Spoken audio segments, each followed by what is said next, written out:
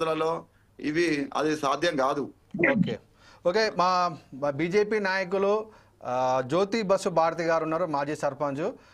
భారతి గారు, ఏదైతే ఇప్పుడు కాంగ్రెస్ పార్టీ బీసీలకు 42% రిజర్వేషన్ ఇస్తామని చెప్పేసి నిన్న కూడా వాళ్ళు కరాఖండిగా చెప్పడం జరిగింది.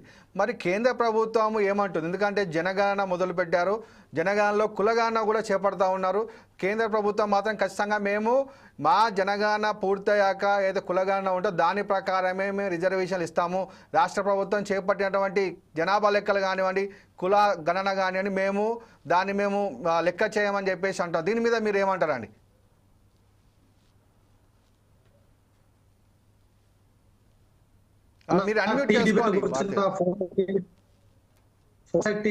డిబేట్ లో కూర్చున్న నా అన్నలందరికీ ప్రత్యేకంగా నమస్కారం. ప్రసన్న, మీకు ప్రత్యేకంగా యజమానికి నా ప్రత్యేక ధన్యవాదాలు. ఎందుకంటే ఎప్పటికప్పుడు ప్రజలు చైతన్యం చేసుకుంటూ ఆత్మధైర్యం ఇస్తున్న సందర్భంగా అన్న, ఏదైనా కానీ రాజ్యాంగం పరిధిలో చట్టాలు పనిచేయాలి. నెంబర్ 1, 5% రిజర్వేషన్ అని కామారెడ్డి డిక్లేర్ చేసిన ఈ కాంగ్రెస్ పార్టీ నిజంగా రిజర్వేషన్ ఎన్నికలు వస్తుండ్రా?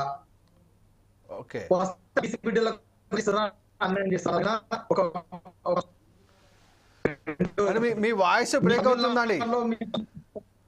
మీ వాయిస్ బ్రేక్ అవుతుంది. తమిళనాడులో కాంగ్రెస్ పార్టీ అధికారంలో ఉంది. ఓకే, పొత్తులో ఇస్తుంది కదా అన్నా. తమిళనాడు మీ వాయిస్ కట్ అవుతుందండి. మీరు ఒకవేళ నెట్ లేకపోతే వీడియో ఆఫ్ చేసి ఆడియోలో మాట్లాడండి. నెట్ లేకపోతే వీడియో ఆఫ్ చేసి ఆడియో మాట్లాడండి. 42% రిజర్వేషన్ ఇస్తా అంటున్నా కాదు, తమిళనాడులో ప్రభుత్వం ఇస్తుంది కదా, మీరు ఇక్కడ ఎందుకు వేయలేకపోతున్నారు? ఎందుకు బానం చేస్తారు? ఒకటే తమిళనాడులో రాజ్యాంగ సవరణ చేసి అప్పుడు ఆ గవర్నమెంట్ ఉన్నప్పుడు అమలు చేసుకున్నారు. ఇప్పుడు కూడా బీజేపీ తలుచుకుంటే రాజ్యాంగ సవరణ చేసి 9వ షెడ్యూల్ చేస్తే కంపల్సరీ ఇవి కూడా అమలైతాయి. 40%.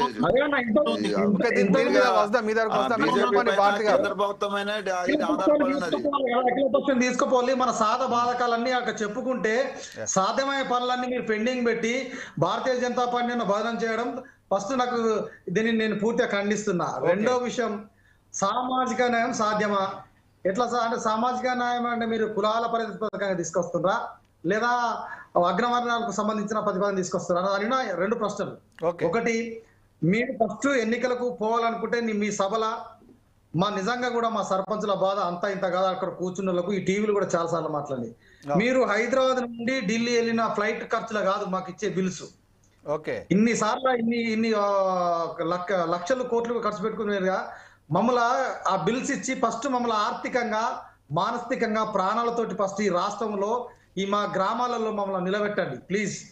ఇది నా ప్రతిపాదన ఫస్ట్ మా రామచంద్ర అన్న గారికి. ఎందుకంటే అన్న మీరు కూడా సర్పంచ్ చేసి, నేను కూడా సర్పంచ్ గా చేశాను, నేను కూడా కొడుతున్నాను. పెద్ద పెద్ద కాంట్రాక్టర్లకు ఆపినా సరే కానీ చిన్న వాళ్ళకు మన ఏంటంటే అడుగుతున్నానండి అన్న రామచంద్రగౌడ్ గారు, మనోడు ఏమంటున్నానంటే సీఎం దృష్టికి తీసుకెళ్ళండి సర్పంచుల సమస్యలు ఏవైతున్నాయో.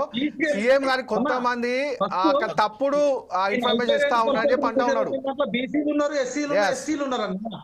ఇప్పుడు 42 రిజర్వేషన్ అయ్యేదానికి సర్పంచులు ఆర్థికంగా మానసికంగా బతకాలి కదన్నా ఫస్ట్. అందుకొరకు నేనేమంటున్నా, దయచేసి మేము టీఆర్ఎస్ ప్రభుత్వానికి పనిచేయలేదు, టీఆర్ఎస్ పార్టీకి పనిచేయలేదు, మొన్న కూడా చెప్పిన కాంగ్రెస్ పార్టీకి పనిచేయలేదు. మేము ఈ ప్రభుత్వాల వ్యవహారంలో పనిచేసినాం. దయచేసి మమ్మల్ని గుర్తించి ఫస్ట్ ఇమ్మీడియట్ గా మాకు బకాయిలను చెల్లించి మమ్మల్ని ఆర్థికంగా మానసికంగా ప్రాణంగా మమ్మల్ని రక్షించుకోండి. అదే విధంగా ఇక ఇప్పుడు ముందు ఉన్న ఎలక్షన్స్ ఏదైతే ఉన్నదో మీరు 42 రిజర్వేషన్ వస్తారా? మీ పార్టీలో 42 రిజర్వేషన్ ఇస్తే మా బీసీలకు ఏమైనా న్యాయం జరుగుతుందా? మాకు రాజ్యాధికారం కావాలి బీసీ బిడ్డలకు, మేము రాజ్యాంగం మేము అనుకుంటే పార్టీ మాకు ఇస్తే మాకేమొస్తుంది అన్న? బీసీ బిడ్డలు కానీ ఎస్సీ బిడ్డలు కానీ దయచేసి ప్రభుత్వం గుర్తించి 42% రిజర్వేషన్ కొంచెం అటో ఇటో లేట్ అయినా మంచిదే, కానీ 42 రిజర్వేషన్ మీద ఎలక్షన్కి రావాలి. ఈ బీసీ బిడ్డలకు మొత్తం మీద న్యాయం చేయాలని చెప్పేసి నేను కోరుకుంటూ, అదేవిధంగా అన్న ఇంకొక విషయం చెప్తా, గ్రామాలల్లో మొత్తము ఇప్పుడు సీజన్ రాజులల్లో మొత్తం గ్రామాలు అంధకారంగా మాట్లాడు. అవును. ఒక సర్పంచ్ ఉన్నటువంటి కమ్యూనికేషన్, ఒక సర్పంచ్ ఉన్నంత శ్రద్ధ స్పెషల్ ఆఫీసర్లకు, అవును. సెక్రటరీలకు ఎందుకు అన్న అవును. ఉండదు. కాబట్టి అక్కడ ఉన్నటువంటి సర్పంచులు ఇవాళ ఒకరు చనిపోతే అన్న ఒక గొప్ప మాట మాట్లాడండి. చనిపోతే సర్పంచ్ అటువంటి రెస్పాన్సిబిలిటీ ఉంటది. అవును. అక్కడ ఆయన చేసే పనులు ఉంటాయి. అక్కడ తెల్లం దాకా పొద్దున దాకా ఉంటాయి. అయ్యో నావుడు నాతో ఉన్నాడు అని ఒక ఆత్మ ధైర్యాన్ని మేము అక్కడ నింపుతాం. కానీ ఇక్కడ ఉన్నటువంటి పరిస్థితుల్లో ఈ ప్రతిదీ ఆరోగ్యం విషయంలో కానీ, పారిశుద్ధ్యముల విషయంలో కానీ, అనేక విషయంలో గ్రామాలు అంధకారమైన దయించి ఇప్పటికైనా ఆ కోర్టు చెప్పినట్టుగా మీరు 42% రిజర్వేషన్ పోకపోతే ఉన్న రిజర్వేషన్ అన్న పెట్టి ఈ గ్రామాల ప్రజలను ఆ ఎన్నికలు పెట్టి గ్రామాల ప్రజలను కాపాడాలని మనస్ఫూర్తిగా కోరుకుంటూ, ఏదైతే 40% రిజర్వేషన్ ఉందో అన్న మళ్ళీ చెప్తున్నా, బీసీ బిడ్డలకు ఇచ్చిన మాటను మీరు నిలబెట్టుకోండి. కాంగ్రెస్ పార్టీలో నేను టికెట్లు 42% ఇస్తే అది ప్రజలకి ఎక్కడ న్యాయం జరుగుతుంది అన్న? కాంగ్రెస్ పార్టీలో ఉన్నటువంటి బీసీలకు న్యాయం జరుగుతుంది కావచ్చు, కానీ తెలంగాణలో ఉన్నటువంటి బీసీలకు న్యాయం జరగాలంటే తప్పు మాట్లాడుతున్నావు. బీసీ జాతికి అందరికి మాట్లాడినా న్యాయం జరుగుతుంది, కానీ కాంగ్రెస్ పార్టీలో బీసీలకి న్యాయం జరుగుతుంది. అందరికి రిజర్వేషన్లు అనేది 42% నోటిఫికేషన్ ఇచ్చినాక కాంగ్రెస్ కింద నడుస్తుంది. అన్ని పార్టీలో ఇవ్వాల్సిందే ఉంటది, అన్ని చేయవలసిందే ఉంటది. కానీ అది తప్పది. కాంగ్రెస్ పార్టీ అనేది ఒక దాని మీద లాభం జరుగుతుంది. తప్పు మిత్రమా. 42% రిజర్వేషన్, ఇప్పుడు 42% రిజర్వేషన్లు ఇస్తే ఒక్క పార్టీ అందరు ఇవ్వాల్సిందే కదా, బీజేపీ ఇవ్వాల్సిందే. అలా కాదు, అలా హనుమాన్ గారు తను ఏమంటున్నారంటే కాంగ్రెస్ పార్టీ ఇంటర్నల్ గా ఇచ్చేటువంటి ఒకవేళ చట్టం కాకపోతే వాళ్ళు ఇంటర్నల్ గా ఇస్తా అన్నారు కదా, ఆ ఇష్యూలో మాట్లాడుతుంటాను. కాంగ్రెస్ పార్టీ ఇంటర్నల్ గా ఇస్తే తన పార్టీ మాత్రమే ఇస్తాము అనే మాట ఇచ్చింది, దాని గురించి మాట్లాడుతున్నాను.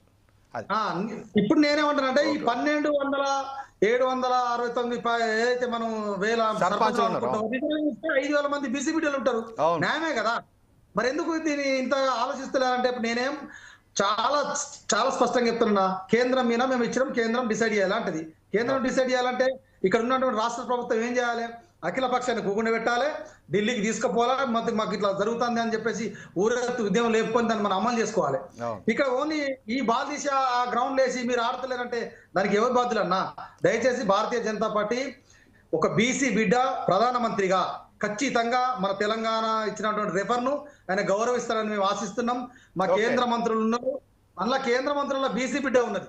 బండి సంజయ్ అన్న కానీ, ఈటల రాజేందర్ కానీ, అరవింద్ అన్న కానీ, డాక్టర్ లక్ష్మణ్ రాజ్యసభ సభ్యులు కానీ, వీళ్ళంతా మాకు కూడా గౌరవం ఉంటుంది కదా. తెలంగాణకు నిజంగానే బిల్ పాస్ చేసి తీసుకొచ్చినానని దయించి మేము ఎప్పుడు కూడా బీసీకి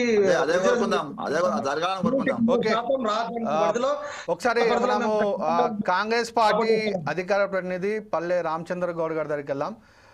ఇప్పుడైతే